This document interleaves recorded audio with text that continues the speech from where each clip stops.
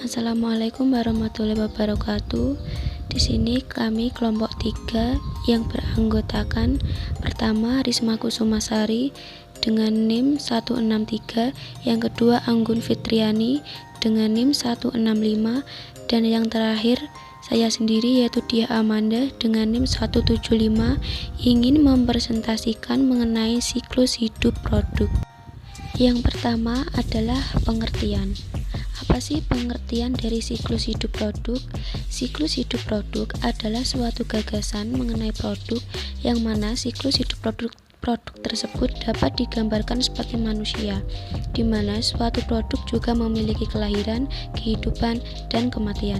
Bahkan ketika suatu produk baru diluncurkan, pabrik tersebut juga harus bersiap untuk menghadapi suatu kematian atau berhenti memproduksi. Suatu penjualan dan keuntungan dimulai dari level yang rendah, kemudian perlahan-lahan naik ke level yang lebih tinggi.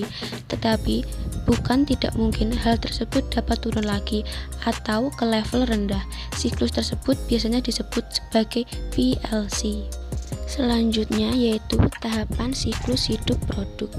Philip Kotler membagi siklus hidup produk menjadi 5 tahapan atau fase yang berbeda.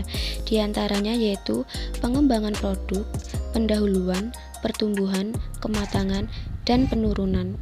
Yang pertama yaitu pengembangan produk. Fase ini terjadi ketika perusahaan mencari produk baru, di mana produk baru tersebut tidak harus out of blue baru seperti pada perekam kaset video atau compact disc, melainkan perusahaan hanya melakukan pengembangan atau peningkatan untuk produk yang sudah ada.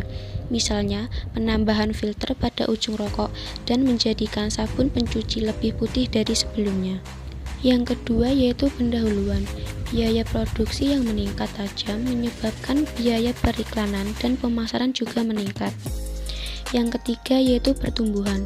Fase ini terjadi ketika produk sudah diterima oleh pasar, kemudian perusahaan tersebut melakukan penutupan biaya dari fase pengembangan dan pendahuluan.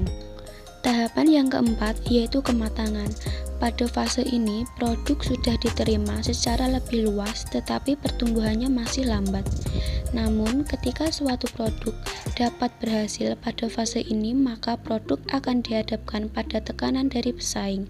Sehingga, dalam hal ini, produsen harus membelanjakan lagi agar posisi pasar produk dapat dipertahankan.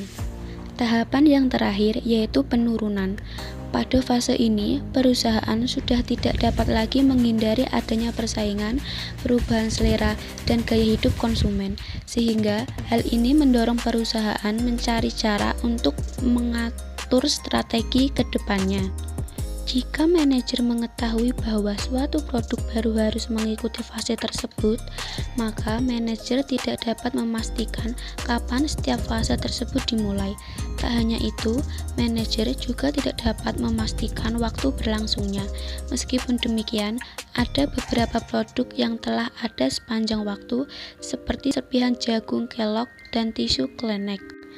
Tetapi, sekarang ini nama produk-produk tersebut berbeda dengan nama produk yang sudah ada 50 tahun yang lalu.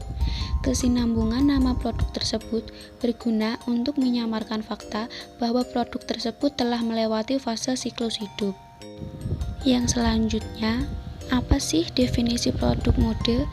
Produk mode adalah produk yang memiliki siklus hidup yang lebih singkat. Oleh karenanya, produk mode ini memiliki waktu yang jauh lebih singkat untuk menghasilkan produk baru. Sebenarnya, perbedaan produk mode dengan produk lainnya itu apa sih? Pada produk mode hanya bertujuan untuk membuat barang-barang fashion. Hal ini terlihat pada sepatu roda inline yang menjadi tren singkat pada awal tahun 1980-an dan penjualannya mampu bertahan selama 25 tahun, sehingga dapat dikatakan bahwa produk mode ini sudah berada pada fase kematangan siklus hidup. Nah, itu tadi yang dapat kami sampaikan mengenai siklus hidup produk. Kurang lebihnya mohon maaf. Sekian dari kami. Wassalamualaikum warahmatullahi wabarakatuh.